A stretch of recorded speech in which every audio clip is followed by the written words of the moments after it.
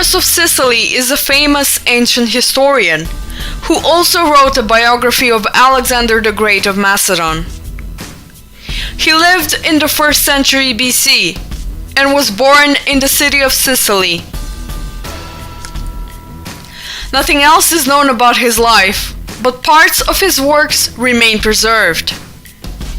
They are collected under a shared title, Historical Library, and are divided into 40 books.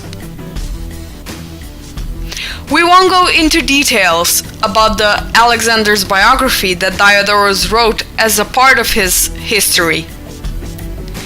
We will just quote 2 extracts that are the most exclusive to the subject that we're covering. One of them is in the 17th book, and it refers to the collaboration between the Greeks and the Persians during the Battle of Gaugamela, which in his work is called Arbela, that took place in 330 BC between the Macedonian and the Persian army. While the Macedonians fought against the Persians in Asia, the Greek cities that were occupied from Macedonia wanted to rebel against the Macedonians. Related to these events, Diodorus of Sicily writes, "In this year, word was brought to Greece about the battle near Arbela, and many of the cities became alarmed at the growth of Macedonian power and decided that they should strike for their freedom while the Persian cause was still alive. They expected that Darius would help them and send them much money so that they could gather great armies of mercenaries, while Alexander would not be able to divide his forces.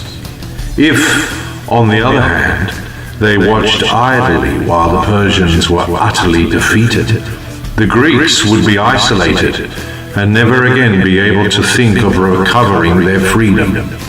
The Lacedaemonians, which meant the Spartans, thought that the time had come to undertake a war and issued an appeal to the Greeks to unite in defense of their freedom."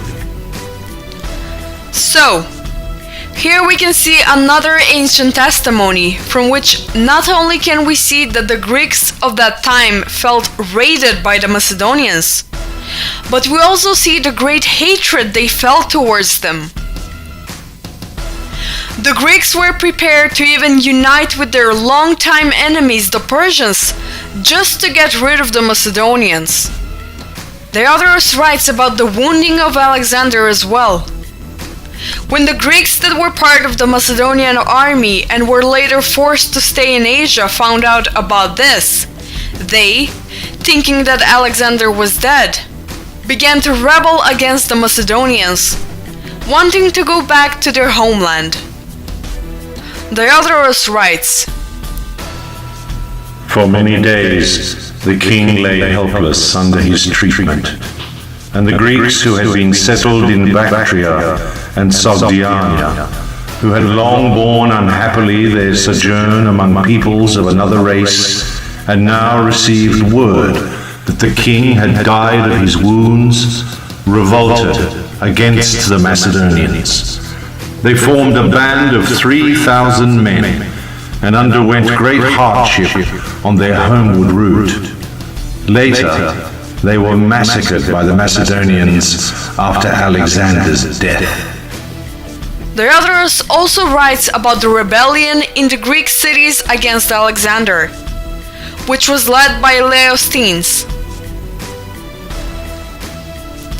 From all these testimonies, which are not the only ones, we can clearly see that according to the famous ancient historian Diodorus of Sicily, the Macedonians and the Greeks were 2 separate nations, who were enemies more often than not.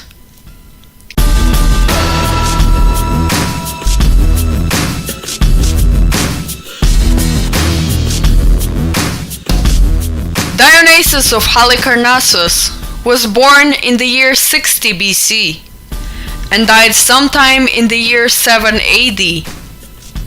He was a historian. For some time, he stayed in Rome where he studied the Latin language. His most famous work is Roman Antiquities, which contained the history of Rome from the oldest times to the beginning of the First Punic War. This work was divided into 22 books.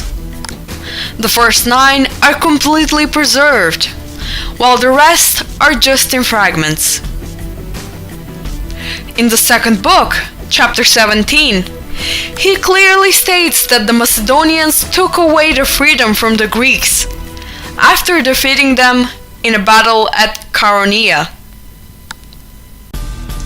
And the Thebans and Athenians, through the single disaster at Chaeronea, were deprived by the Macedonians not only of the leadership of Greece, but at the same time of the liberty they had inherited from their ancestors.